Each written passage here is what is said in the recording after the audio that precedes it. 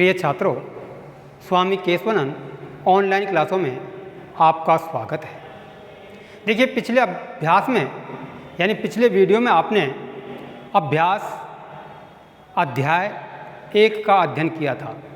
आज हम अध्याय 2 पूर्ण संख्याओं के बारे में जानकारी प्राप्त करते हैं।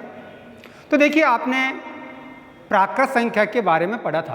प्राकृत संख्याएं 1, 2, 3 अनंत तक होती है। प्राकृत संख्याएं 1, 2, 3, 4, 5, 6 अनंत तक इसी क्रम में चलती रहती हैं। दूसरा है पूर्ण संख्याएं। पूर्ण संख्याएं 0, 1, 2, 3 डॉट डॉट डॉट यानी अनंत तक इस क्रम में चलते रहेंगे। सबसे छोटी पूर्ण संख्या 0 है। सबसे छोटी प्राकृत संख्या 1 है। तो ये ध्यान रखने की बात है। उसके बाद में परवर्ती संख्या। प्राकृत संख्या में यदि 1 जोड़ दें, जैसे 10 है, 10 की परवर्ती संख्या 11 यानी प्राकृत संख्या में 1 जोड़ दें तो अगली प्राकृत संख्या प्राप्त होती है, अर्थात परवर्ती संख्या कहलाती है। उसके बाद में एक टॉपिक दूसरा है इसी में, पूर्ववर्ती संख्या। पूर्ववर्ती संख्या प्राकृत संख्या से ठीक पहले आने वाली संख्या पूर्ववर्ती संख्या कहलाती है। यानी 100, तो 100 की पूर्ववर्ती संख्या यानी 100 में से 1 कम कर दो, 99। 99 की पूर्ववर्ती संख्या 99 में से 1 कम कर दो, 98। तो इस क्रम से चलती रहती है। पूर्ववर्ती यानी पूर्व की संख्या, पहले की संख्या, परवर्ती बाद की संख्या, ये आपको ध्यान रखना होता है। तो देखिए, आज हमारा अभ्यास 2.1 प्रारंभ होता है। उसका पहला प्रश्न है 10,999 के बाद अगली 3 प्राकृत संख्याएं लिखिए। 10,999 10,999 के बाद अगली, तो इसमें हम 1 जोड़ते हैं तो पहली संख्या प्राप्त हो जाएगी। 10,999 प्लस 1 तो ये हो जाते हैं 11,000। तो आंसर आपका होगा 10,999 के बाद अगली 3 प्राकृत संख्याएं आपको लिखनी है। तो 10,999 प्लस 1, उसमें 1 1 यानी जोड़ते हैं तो ये हो जाता है हमारे पास में 11,000। 11,000 में फिर 1 जोड़ देते हैं तो ये हो जाता है 11,001। इसके बाद में तीसरी संख्या 11,002। ये प्राकृत संख्या हो जाती हैं। इसके बाद में क्वेश्चन नंबर 2, 10,001 से ठीक पहले आने वाली 3 पूर्ण संख्याएं लिखिए। यानी 10,001 से पहले आने वाली, इससे पहले आने वाली 3 संख्या लिखनी है। तो इसका आंसर आपको होगा -1 कर देंगे, क्योंकि ठीक पहले आने वाली 10,001 -1 तो हमें प्राप्त होगा 10,000। इसके बाद में 10,000 में से 1 कम कर देते हैं तो हमें प्राप्त होगा 9,999। इसमें से फिर 1 कम कर देते हैं तो हमें प्राप्त होगा 9,998। वो कितनी भी संख्याएं पूछ सकता है, हमसे 3 पूछी है तो हमने 3 बता दी है। इसके बाद में अगला प्रश्न देखिए आप। तो देखिए, नेक्स्ट प्रश्न है आपका प्रश्न नंबर 3, सबसे छोटी पूर्ण संख्या कौन सी है? तो सबसे छोटी पूर्ण संख्या होती है 0। तो आंसर क्या होगा आपका 0। सबसे छोटी पूर्ण संख्या 0। इसके बाद में प्रश्न नंबर 4 है 32 और 53 के बीच में कितनी पूर्ण संख्याएं हैं? 32 और 53 इन दोनों को हटा करके उसके बीच में कितनी संख्याएं आती है? तो ऐसे कोई प्रश्न पूछा जाता है तो आपको यहाँ घटाना है। 53 - 32 बराबर, तो देखिए कितने बचते हैं 21। 21 - 1 बराबर 20। 32 और 53 के मध्य में कितनी पूर्ण संख्याएं होती है? तो बड़ी संख्या में से जो पूछी गई है छोटी संख्या उसको घटा दीजिए आप, 53 माइनस 32, तो इसका आंसर आता है 21 माइनस 1, उसमें से भी एक कम अर्थात 20 संख्याएं होंगी।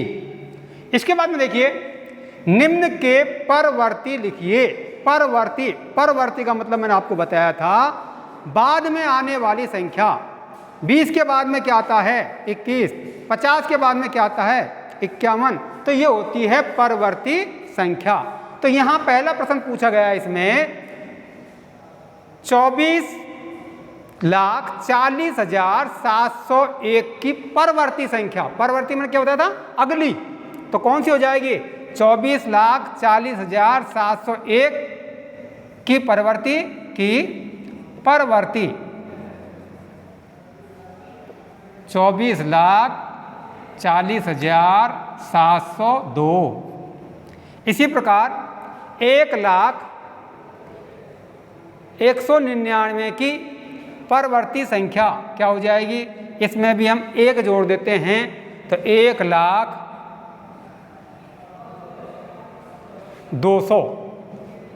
1,02,000।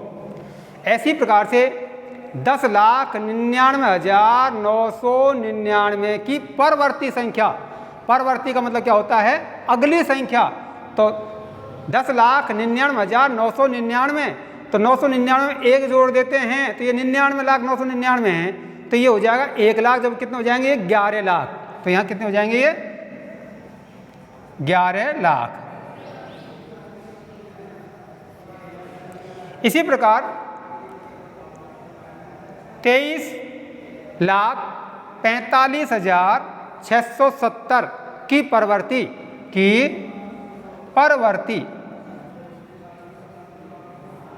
संख्या। इसमें भी हमें 1 जोड़ना है तो ये 70 है, इसकी जगह क्या हो जाएगा? 71।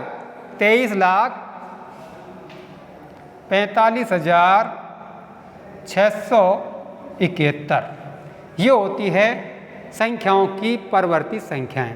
इसके बाद में प्रश्न नंबर 6 प्रारंभ होता है।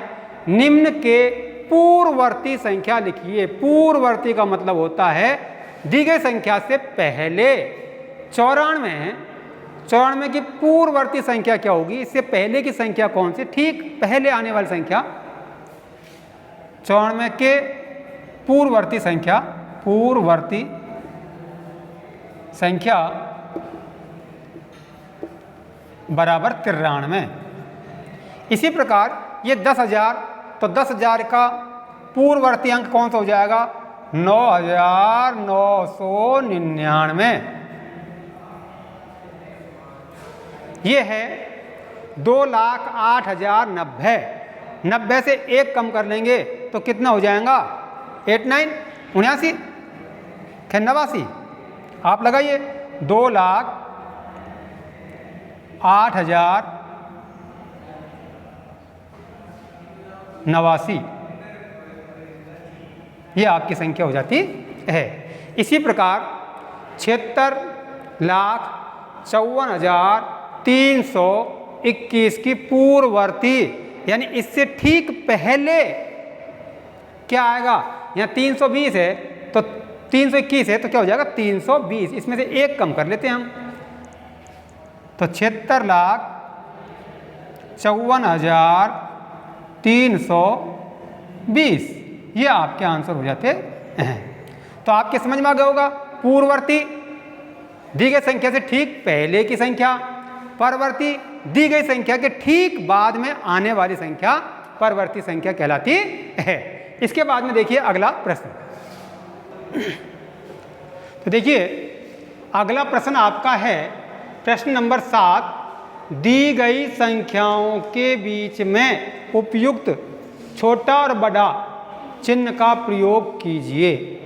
इसका एक सीधा फार्मूला होता है, जिधर छोटी संख्या होती है उधर तीर का निशान लगाया जाता है। तो आप यहाँ आकलन करोगे, ये 530 है, खाली जगह 503। अब आप इसमें देखिए ये 530 और यहाँ 503, तो छोटी संख्या 3 है या 30 है? 3 है, तो छोटी संख्या की तरफ तीर का निशान की चोंच हो जाती है, तो यहाँ छोटी संख्या 503 है, तो ये निशान आ जाएगा। इसी प्रकार 370 खाली जगह 307, 370 307, तो 307 छोटी संख्या है, तो इसकी तरफ भी इस प्रकार का निशान आ जाएगा। इसी प्रकार से 98,765 खाली जगह 56,789, तो देखिए ये 98,000 है, ये 56,000 है, तो संख्या कौन छोटी है? 56,000, तो 56,000 की तरफ तीर का निशान आ जाता है। ये आपका छोटा बड़ा का खाली जगह भर लेते हैं। इसके बाद में प्रश्न नंबर 8, निम्नलिखित कथनों में से कौन से कथन सत्य है और कौन से कथन असत्य है? इस प्रश्न को हल करने के लिए आपको कुछ अपने दिमाग का प्रयोग करना पड़ेगा। तो देखिए प्रश्न नंबर 1 इसमें पूछा, शून्य सबसे छोटी प्राकृत संख्या है। शून्य वो पूछ रहा है कि सत्य है या असत्य है।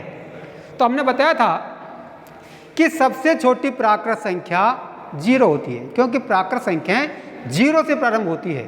तो ये कह रहा है शून्य सबसे छोटी प्राकृत संख्या है, तो शून्य तो प्राकृत संख्याओं में है ही नहीं, तो ये क्या हो जाएगा? असत्य। क्या हो जाएगा?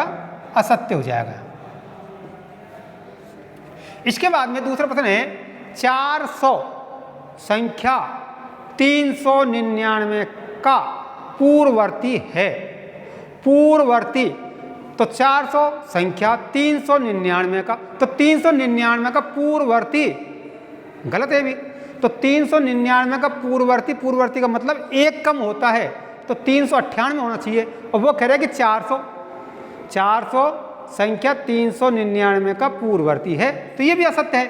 क्या है? असत्य। इसी प्रकार से इसका तीसरा है, शून्य सबसे छोटी पूर्ण संख्या है। पूर्ण संख्या मैंने अभी बताया था, पूर्ण संख्याएं 0, 1, 2, 3 से प्रारंभ होती है। 0 से प्रारंभ होने वाली संख्या पूर्ण संख्या कहलाती है। तो सबसे छोटी पूर्ण संख्या क्या है उसमें? 0। तो हम कह रहे हैं शून्य सबसे छोटी पूर्ण संख्या है, सत्य है। ये क्या है? सत्य है। इसके बाद में 600, ये 600 है, संख्या 599 का परवर्ती है। 599 का परवर्ती, 599 का परवर्ती, परवर्ती का मतलब होता है अगली संख्या। इसमें 1 जोड़ दिया जाए, 599 में 1 जोड़ दें तो 600 होगा। तो 600 संख्या 599 का परवर्ती है, सत्य है। क्या ये? सत्य है। इसके बाद में सभी प्राकृत संख्याएं पूर्ण संख्याएं हैं। सभी प्राकृत संख्या, प्राकृत संख्या होती है 1, 2, 3, 4, 5 डॉट डॉट डॉट, और पूर्ण संख्या होती है 0, 1, 2, 3, 4 डॉट डॉट डॉट।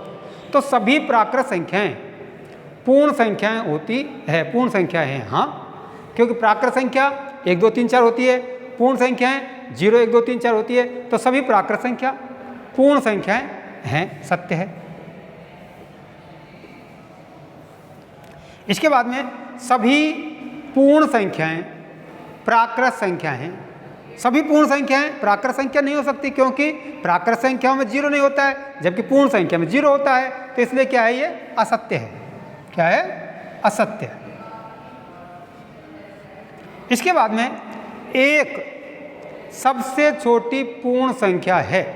एक नहीं, क्योंकि 0 सबसे छोटी पूर्ण संख्या होती है। यह कह रहा है कि एक सबसे छोटी पूर्ण संख्या है, तो ये भी क्या है? असत्य। क्या है? असत्य। इसके बाद में 8वां प्रश्न, प्राकृत संख्या 1 का कोई, प्राकृत संख्या 1 होती है, तो 1 का कोई पूर्ववर्ती नहीं होता है। तो प्राकृत संख्या 1 से प्रारंभ होती है, तो प्राकृत संख्या 1 का कोई भी पूर्ववर्ती नहीं होता है। सत्य बात है, सही, यानी सत्य। यह आपका सत्य और असत्य प्रश्न होता है। केवल आपको क्या है कि संख्याओं को ध्यान से पढ़ना है और उनकी परिभाषाएं आपको ध्यान से याद करनी होती है, तब जाकर के आप समझोगे, कुछ मनन करोगे तो निश्चित रूप से आपके सारे प्रश्न हल हो जाएंगे। आपको पार्ट सेकंड में पार्ट फर्स्ट का ही अभ्यास 2.2 हम अगली वीडियो में लेकर के आएंगे। तब तक के लिए धन्यवाद।